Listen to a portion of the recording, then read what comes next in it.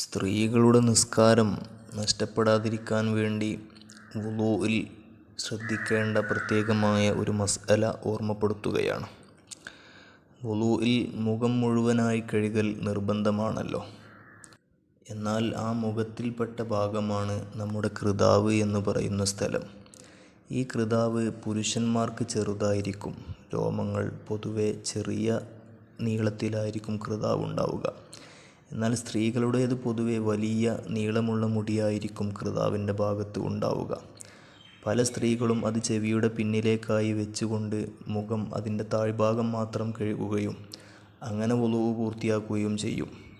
എന്നാൽ അതുകൊണ്ട് വുളൂഅ് പൂർണ്ണമാവുകയില്ല. ആ കൃതാവ് എത്ര നീളമുണ്ടെങ്കിലും അത് പൂർണ്ണമായും കഴുകൽ നിർബന്ധമാണ്. അതുകൊണ്ട് സ്ത്രീകൾ വുളൂഅ് എടുക്കുന്ന സമയത്ത് ആ മുടികൾ പ്രത്യേകം പുറത്തേക്കെടുത്ത് എത്ര നീളമുണ്ടെങ്കിലും അത് പ്രത്യേകം ശ്രദ്ധിച്ച് കഴുകാൻ വേണ്ടി ശ്രദ്ധിക്കണം. അശ്രദ്ധമായി പോകും എന്ന് ഭയന്നാൽ ആ മുടി വളരെ നീളമുള്ളതാണെങ്കിൽ അല്പം വെട്ടിക്കളയുന്നതായിരിക്കും നല്ലത്. എന്നാൽ സുഗമമായി കഴുകാൻ കഴിയുമല്ലോ.